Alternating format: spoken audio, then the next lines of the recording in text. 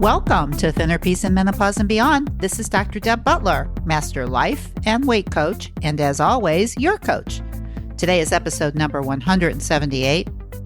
I'm going to do a live coaching session today on a listener, just like you, who wrote in a letter, and she's courageous enough to come on and talk to me. Stay tuned.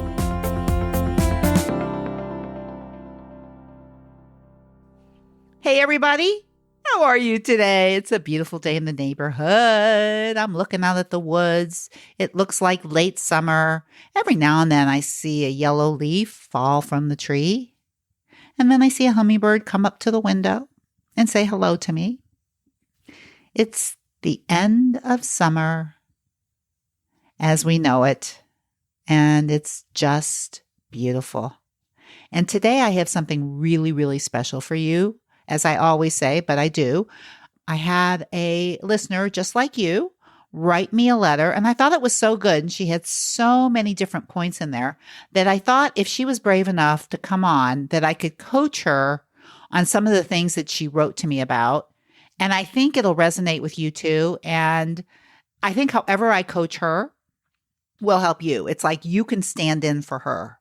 That's the beauty of when I coach somebody else in front of you. I call it osmosis coaching. It's like you get the coaching even though you're not here talking to me. You will get it too. And that's why I love group coaching, because that's what happens is even when you are not being personally coached, you are. And your brain is open in a different way when you're not being coached. So sometimes you can have even more aha moments than when you're being coached personally. So with this, let's see what you think about this. Her name is Sara, and she wrote me this letter, and I just want you to hear the letter. And when I coach her, I won't read the letter again, so I just want you to hear it one time.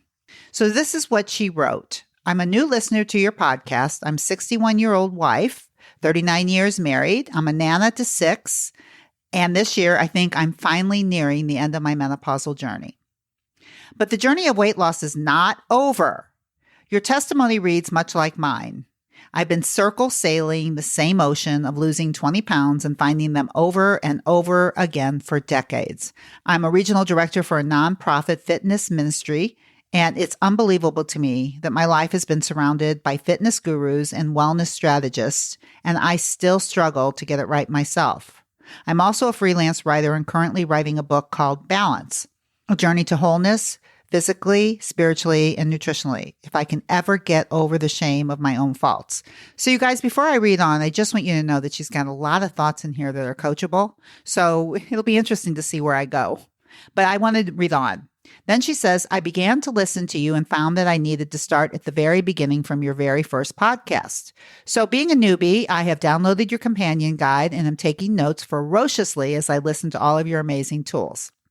The thing that is hardest for me right now is that I battle with too much of the joy eating and drinking, which turns quickly into the all-night fog binge storm eat. Mindfulness is what I need most, but to be honest, with a house full of people, our son and daughter-in-law and granddaughter, who don't eat fuel foods, are living with us temporarily while their house is being built.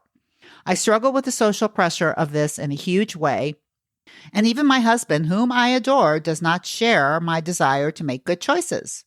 I know in my mind that no one is forcing me to make these choices, but I find myself in this wake of really needing to find answers to get right for life.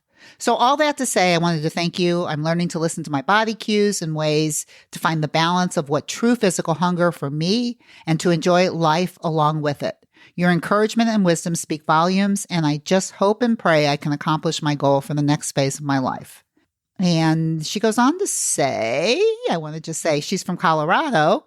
And so she just said, hello from Colorado. And if I ever go to Colorado, to please visit her.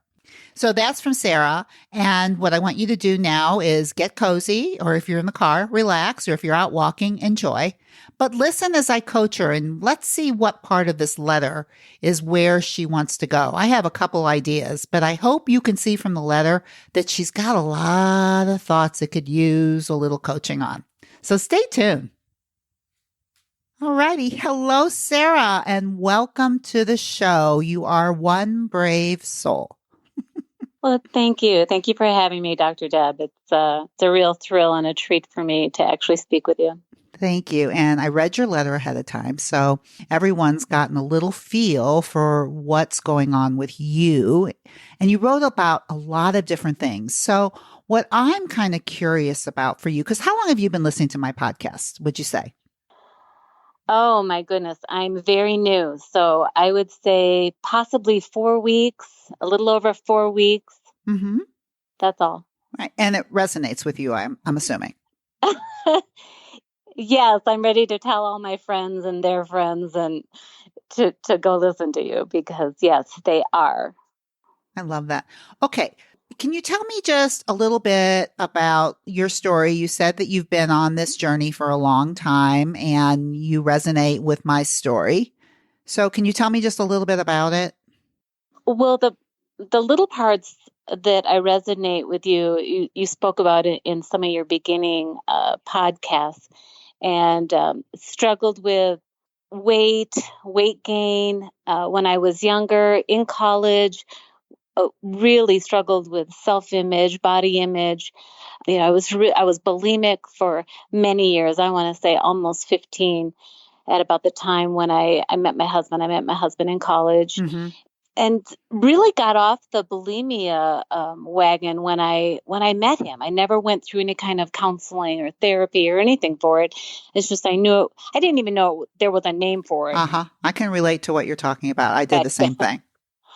And it wasn't until really I heard I think it was a talk show, an old talk show, and they were talking about eating disorders and bulimia. And I started perking up to it. I was like, oh my goodness, I think I have that. I think I do that. And what scared me was in that little time, they said that, bulimics have a hard time ever getting pregnant. They could lose their teeth. And the weirdest thing to me is that, I heard I might lose my teeth. Mm-hmm. It was just, and then after that, I didn't do it for a long time. But the thought of doing it again when I would start gaining weight again, it would sort of be the go-to thing that I would think about, even though I wouldn't actually do it. But I struggled about 15 years. Wow. That's so interesting because I struggled with it too, like from 20 to 30 years old. Oh, Yeah. So, and it's very interesting because even though that kind of behavior, I stopped doing it as you did, still the behavior of restricting and depriving and overeating is still kind of the same kind of behavior from the same kind of thinking, absolutely. right? Yes. And that's what you're stuck with now, I think. Tell me where I'm wrong. I think so. Mm-hmm. I, because I still struggle with I love how you call it a storm or a fog eat because it's like it begins with a joy. It begins with kind of a joy eat. And I know the good foods. I know what to put in my body and what the fuel foods are. Those Yes. are real natural for me. I know about it. But for me, when it becomes a joy, I'll have a glass of wine. I'll be sitting with my family. It will be a happy moment. And then all of a sudden it starts turning into, okay, another glass of wine, a little bit more to eat, and then I'm starting to nosh. Then it becomes this foggy thing. And when Mm-hmm. you said fog, I'm like, yeah, I feel like I'm in a fog. It's like I know what I'm doing, but I'm sort of outside myself. I'm sort of like over there across the street, and I'm watching myself from the outside in, if that makes any It sense. makes a lot of sense. So when you're watching yourself from the outside in, what are you thinking? I'm thinking, wow, this is really pathetic. Ah, okay. It's really good to see. Because here's the interesting thing is what you said to me is it begins with joy. Now, here's where I want to show you because what you wrote in your letter is you said that you thought you had a problem with joy eating, that that's the hardest, that's a battle for you. Mm-hmm. And the way that you started this was it begins with joy. So you think that because you're in a happy moment, like say you're with your family or whatever, right? And it's a happy moment, that there's happiness inside of you. And it can be a happy moment, but why do you want to drink the wine if it's not a fuel food and it's a happy moment? Yeah. because it's there, because everyone else is, Uh-huh. having wine or drinking. And although it seems as though that they can stop at a certain point, and then I'm just in the mode. Uh-huh. So you think they can stop and you're in the mode? Possibly. Possibly, yeah. So the first thing that comes up, and this is really interesting for you and for everybody that's listening, is that the way that I use the tool of joy eating, especially in the beginning, is more to plan it than to just give into an emotion. Because I think the way that you're using your joy food, which is the wine, is giving into an emotion. You want to feel something, so you want to drink it. Tell me where I'm wrong. No, I'm following. Okay. I don't think that's incorrect. You think that's correct? Yeah, I think you're right on. Okay. And so, and it's interesting because you're also in a very happy situation. I know. Right. And so this is the thing that's really important to see, that what's going on outside of you and what's going on inside of you are not always the same thing.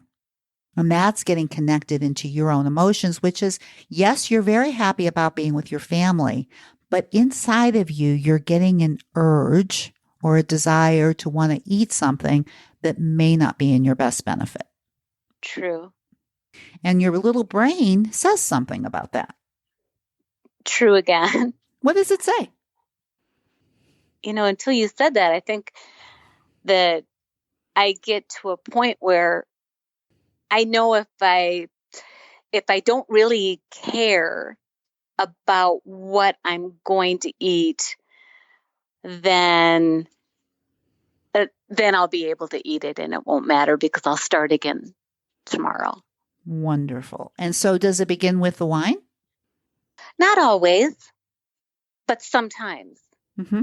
So here's the thing, because what you wrote in your letter is, the thing that is hardest for me right now is that I battle with too much of the joy eating and drinking.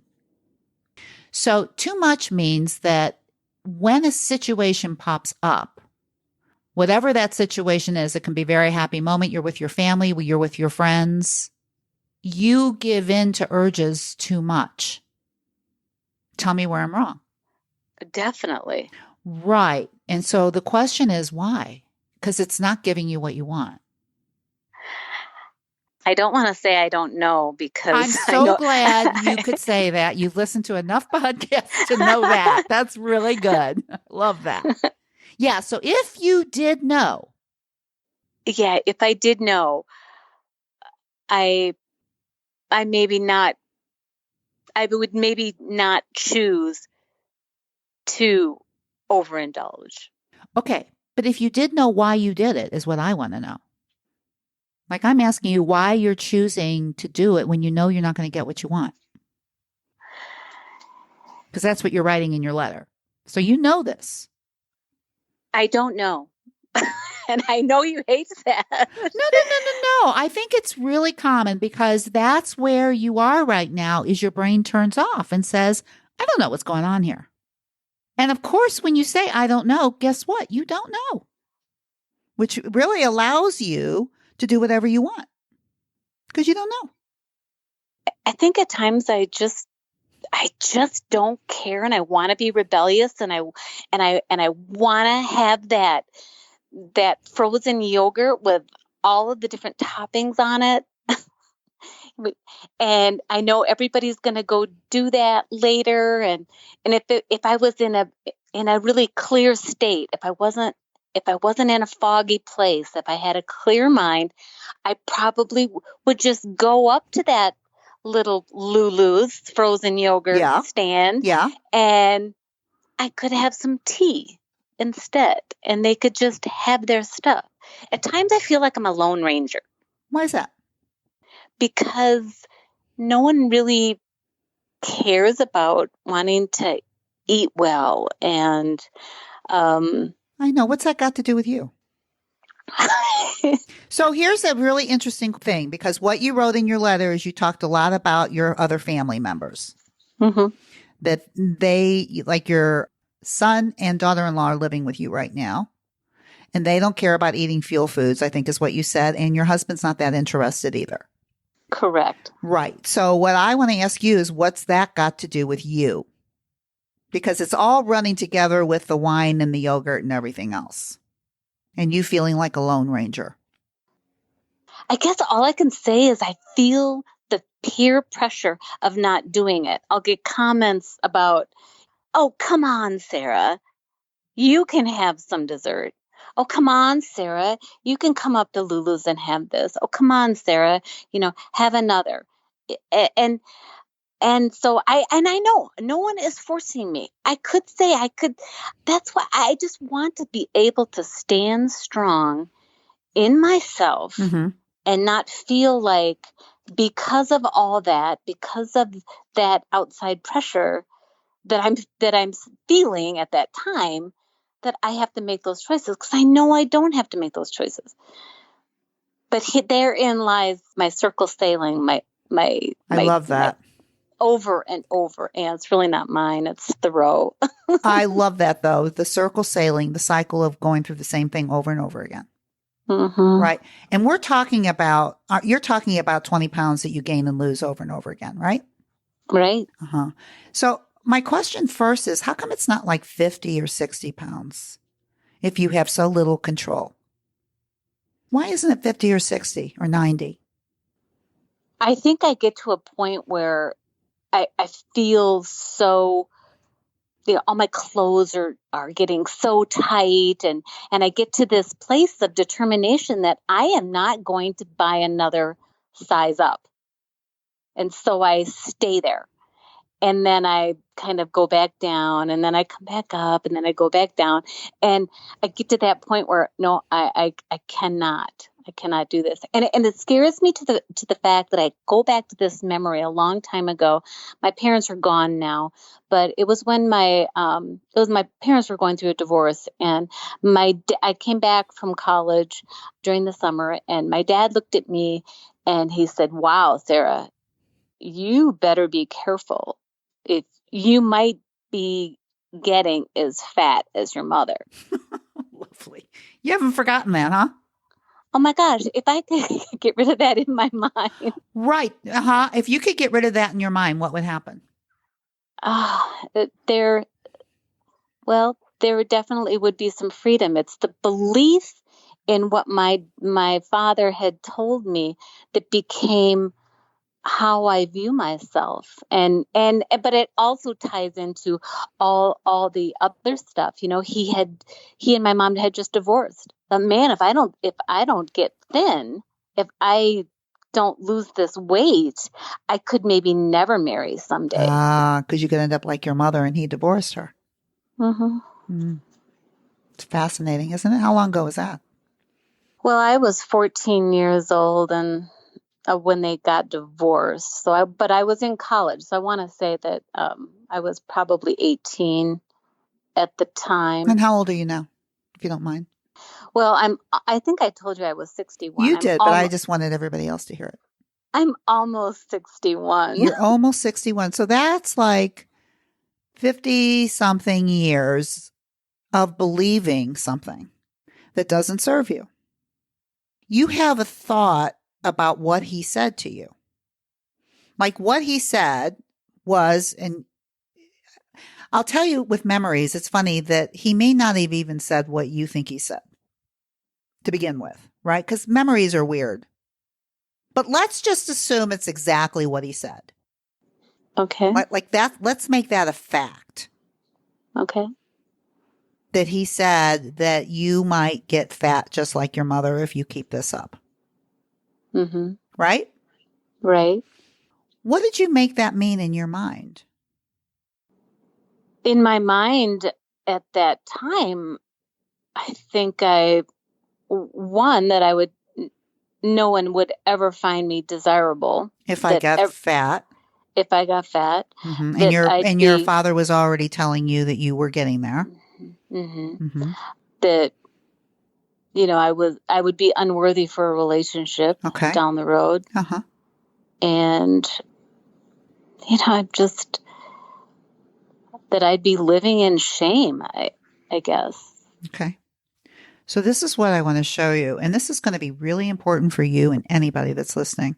And I'm not sure how much I'm going to get into the joy eating from this, but this is really important because this happened 50 years ago. But it's like it happened yesterday in your head. And that is a choice. What happened in the past is unchangeable, what he said. The only thing you have, Sara, is how you want to think about what he said 50 years ago now.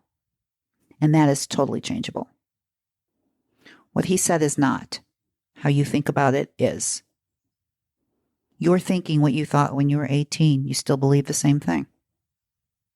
It's an option. It's an option. You're thinking, you're thinking it's reality. Yeah, you'd think I'd be old enough to get over this, right? I don't. I don't. And the reason is because you're still thinking like you did at 18 years old. And it's a well-worn path. It's a neural pathway that gets a lot of use still. It's not uncommon. But you don't have to keep thinking it. In this moment, it could change. I would like that. Right. So you have to see that who the heck knows where your father was really coming from and what he really meant. I mean, my guess is he just loved you to death. And he believed something about that and gave it to you. So lovely. Yeah. But he didn't do it because he wanted to hurt you and make sure that you felt unworthy for the rest of your life. He thought he was doing you a great big favor. He was doing it out of love. Yeah. Well, that would be a better way to look at it, wouldn't it? Well, my guess is. I don't know. Well, you're guessing as much as I am. I know it's emotional. My goodness. You stirred up a little bit of emotion there. That's okay. But you can just take a deep breath because that's been there for a long time. And it's running the course now around eating and food. And especially joy eating. Mm-hmm. Especially when you're around family. So here's what I want to offer you. That you can continue to believe that because you're talking about 10 pounds, 20 pounds, 5 pounds. I don't know what you're talking about, but you're talking about weight. Probably anything. But for you, I think you got the 20-pound limit. Mm-hmm. Right? Like up to 20 pounds, I'm still almost lovable. Not quite, but almost. Yeah, I'm. And I'm there. I'm like at the tip. Right, and so that's what you use to bring yourself down. Is you just scare the out of yourself. Excuse my language. They'll probably beep this. But seriously, no, that's true. Oh, you had better just stop eating, or else you're going to lose everything. That's what's going on in your head. Yeah, and God forbid that I lose my husband of 39 years who absolutely adores me at 20 pounds overweight. You don't adore you at 20 pounds overweight. It's not about him. I know. It has nothing to do with him, and it has nothing to do with relationships except with yourself. That's what needs working on. And when you have a relationship with yourself, weight will not be an issue. You're using it to reward and punish yourself. Based on what somebody who had a mind that was working however it was working gave to you. And you have decided to accept it for 50 years as if it was the truth. It's not. You are worthy and lovable no matter what. I do want to believe that. I know, but you don't quite, right? If you were honest with me, be honest. It'll help the coaching session. Don't start lying now. Yeah, no, I it kind of how I feel about myself is tied into if I eat good, if I don't eat good. Mm-hmm. If I'm really on and I'm losing weight and I'm feeling good about it's like walking out the door with a good hair day. Mm-hmm. That's a good one. You just you walk out and you're just like, yes, I'm feeling so great, and I could be an encouragement to anybody around me. But when I have just like had a huge binge the night before and feeling horrible, and I wake up and go, oh, see, now that's where the regret and the guilt and the failure and all the shame comes. And it's like I can't get out. It's so hard to get out of that mode.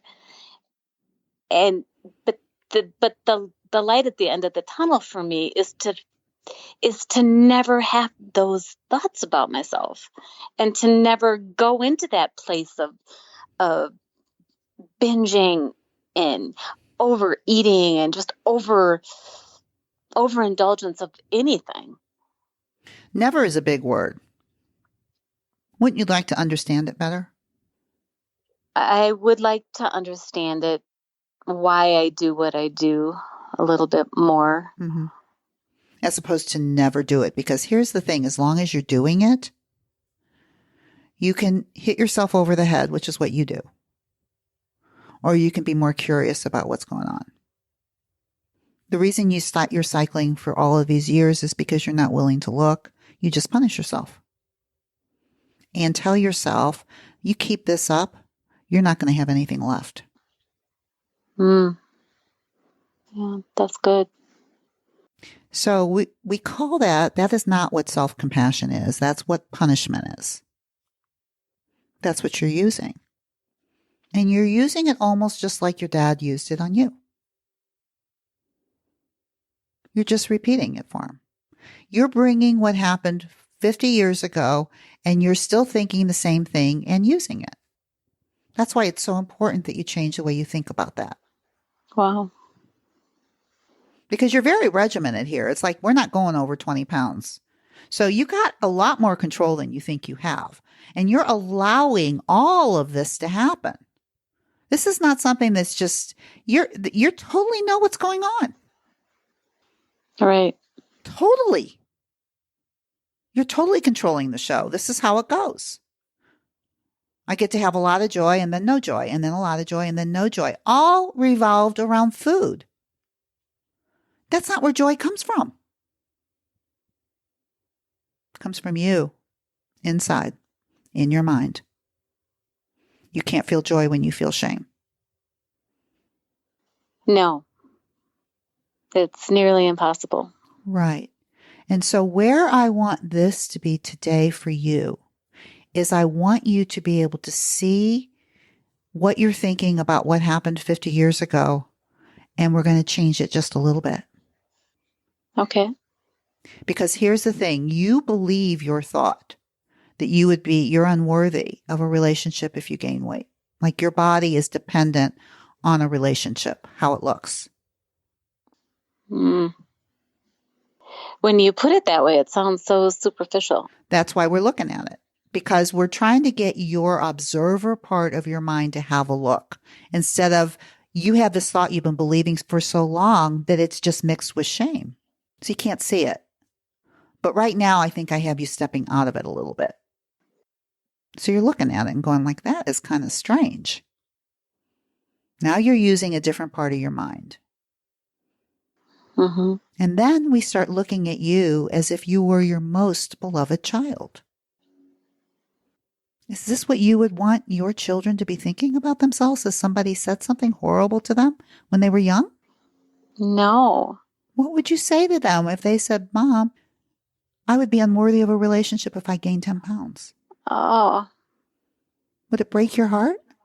Oh my gosh. I'm already breaking with the thought of it. That's right. It should be breaking your heart what you're thinking. And you have compassion. That the only reason you were thinking about it like that is because you believed it would help you, like your father thought. Hmm. It's not helpful. No. No. So what your dad said is what he said. The only thing that can change is how you want to think about it now. And here's the truth. As long as I believe what he said about my worthiness, about my weight, I will suffer. Mm-hmm. Mm. Which means that if you believe something different, you wouldn't suffer. Not because of what he said. It's just because of your head. Right. As long as I think I would be unworthy of a relationship because of my weight, I will suffer. I will have shame. So that your brain starts connecting the thought, because your brain's connecting this as a reality, as if that's what he said, which is not what he said. Right. All he said is, you're going to get fat like your mother. That's all he said. Could mean a million things. In your mind, it meant that about your shame and unworthiness and about what it would mean to be in a relationship. You could change that now. And I really believe, and this is for everybody that's listening to this, is you can't go from I am worthy no matter what my weight is. Like that sounds like a great thought, doesn't it? But you know you're not going to buy it, right? Right. Right. Because you can't go there yet.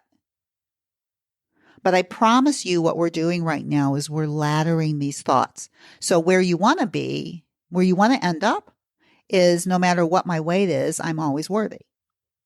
Where you are right now is I'm only worthy if my weight is a certain weight. So you have some laddering to go. Like where can we go in between these two thoughts? Yeah. I need to be thinking so differently. The only thing I think right now is as long as I think that, I will hurt. Which is a laddering thought to, it's just a thought. Right. It has nothing to do with your father. It's just something that got in your head, in your 18-year-old brain that didn't know that much. It's stuck Right. at 18 years old. Yeah. Can you see that? Yeah. Yeah, I can. So let me ask you this. When you think about what your father said and you now think that it's possible that if I thought something different about what my father said, I could feel differently. See, I keep rewording my thoughts. I'm telling you all different thoughts that are possible. Mm-hmm. Mm-hmm. Can you see that I'm doing that? Mm-hmm. Yes. So how does that land when I say that to you? My first thought is to get a different thought about my dad and what he said to me. Mm-hmm. And that I liked and I resonated with how you said, he didn't say that to be, mean to me or cruel to me, but he said that because he loved me. You believe that now? I have I know my dad loved me. Okay, so that's really good to know. So the only thing is can you love you now? Mm-hmm. And be a little kinder? I can be. And I need to be. Well, you don't need to be, but don't you want to? Yeah, I do. Mm-hmm. And it really, really starts with some compassion for yourself and with a little bit of a broken heart with what you just said, with what I just showed you. Like that compassion for yourself is, oh my God, sweetheart, you've been believing that all this time. I know. That grieves me. It's hard to hear that when you put it, when I get it in front of me and I actually see that, Mm-hmm. how long it's been, it's, for goodness sakes, I have 6 grandchildren. I know, but don't use it as punishment. Oh, Don't use it yeah. as punishment. Yeah. Like, what's the matter with you? Yeah, that's where I Don't do go. that. You're just going back to that. Your brain just wants to keep punishing you. The practice is self-compassion. It's like, well, of course you did. You didn't know any better. You didn't know any better until this moment. Thank you for talking to Dr. Deb. I knew this would help. I'm serious. Yes, thank you. Thank you for stepping out and asking me to do I'm this. telling you to thank yourself for doing this. For you. This is what's capable for you. This is what's out here for you. Mm-hmm. All of it. You can totally love and be kind to yourself. There's nothing wrong with you. Yes, I believe. Yeah. There's nothing wrong with me. It's hard. Why is that so hard to say? It's like standing in front of the mirror and looking at myself and saying, I love you. You look great today. You can't do that. Those strong affirmations that you're supposed to say in the mirror are so hard for me to look at myself. We can't go from where we are right now to I love myself and you are beautiful. That's where the laddering comes in. That's where we're going to head. Right now, what you need to see is that what I've been believing is causing a lot of pain. That's where I want you to be right now. That's it. It's like if I can change what I think, I can feel differently. Because you can see that how you have been thinking is hurting. Right. That means you can think something different. Yes. Have a new thought. Right. And so instead of feeling ashamed, you might start feeling more hopeful. It's possible I can feel different. Yes, it's possible. Things are happening every day. Well, it's possible because you just heard this whole thing and now you see where all your thoughts are. Exactly. Now you see the difference between your thoughts and reality. Right? And your thoughts are creating much more of your pain than reality.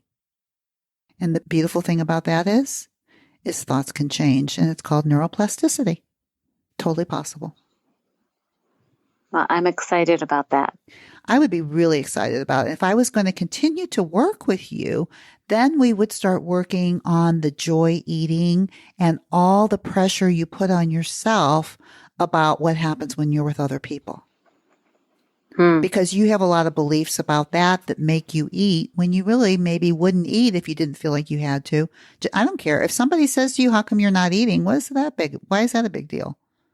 Why does that cause pressure? It's like people ask me all the time why I'm not eating because I don't want it. And you go, oh my God, when somebody asks me that, that's a big problem. I just eat it. I know there's this obligation. Right. So feeling. Yeah. So with the time that we have, which is just about over, it's really something all of this is going to open up your eyes and your head and probably everybody that's listening is to why this coaching is so imperative and what it brings up. And that because this all came about, everything that we talked about started out from a joy eat. I know, right? Right. And this is what happens every single time. It's like we talk about a brownie and we end up talking about your father. For you, it was a glass of wine and then we're talking about dad. Like, how does that happen? It happens all the time. That's why it's so successful. Because it's not about the food. Right. It's about your brain and what it's doing, where it's going, and how to supervise it better. That's excellent. Yeah. So has this been helpful, I hope? Oh, my word. Yes, it has. Thank you so much. It was my pleasure, Sara. And I wish I had hours to talk to you because there's so much in this letter that I did not even get to. But I will tell you this, you are not alone. Well, thank you for that. And thank you for your words of wisdom and everything that you're doing on your podcast. It's simply amazing. Thank you, Sara, for being brave enough to be on here and to know that if you're brave enough to be on here with hundreds of people to be coached, that you are worth it. You're doing it for you, right? That's why you're here. It's like, I'm just going to do it because I need it. Right. Yeah. That's what you've got going for you, is you've got you. That's awesome. Thank you, Sara. Thank you. Well, what did I tell you guys? That was an amazing coaching session. I never, ever know where my coaching sessions are going to go because I just go with where my client is and what she brings up. And I really thought I was going to go more to the joy eating and why she's joy eating and being with her family and the pressure. But did you see that her brain started going back in time? And that's what I want to show you, is that that is the power of coaching and what the brain does and what it thinks. And as much as I'm not as interested in going back in the past, which is really what therapists do, but what was interesting to me is I'm very interested in what she thinks now about her past. And those thoughts were so treacherous. And I really wanted you to see that. And I wanted her to feel that. Boy, did she. And I think that this is going to be an eye-opener for her and an eye-opener for you. You know, we were just talking about joy eating, and look where we ended up. That is the power of weight coaching and coaching in general. And this is what I do every day. And it is the privilege I have of working with women around these issues and the things that it brings up about our minds that we don't even know are running us. And I just want to end this because Sara actually ended up writing me a quick letter after this podcast. And it was so touching to me that I just want to share it with you because it was so powerful for her. So she just wrote, "Hello, Dr. Deb. I can't even begin to share my gratitude for you for coaching me on your podcast today. It was enlightening, uplifting, and challenging going through the thoughts I've had about myself for nearly 50 years. Wow. It was like sitting with a licensed therapist who knew just the right questions to ask. You were unbelievable." And I just want to say right here is that I know that she was just giving me a compliment, but I am nothing like a therapist really at all. But my coaching skills really are unbelievable. And it brings up so much stuff about the mind and the way that I do it. And so I really just think she was giving me a compliment, but I want you to know that they really are two totally very different things. And then she went on to say that I know the work on my inner core thoughts and beliefs are not over, but I do know in my heart I will be an overcomer. I will keep you posted how I'm doing if that's okay. And she went on to end with saying, "You were remarkably comfortable, brilliant, and beautiful doing our mini session. No doubt I will continue to share about you and your amazing podcast to everyone I know. Blessings, Sara." You guys, do you believe that I get to do this every day? It is amazing to me. The mind is amazing. The tools that I use are amazing.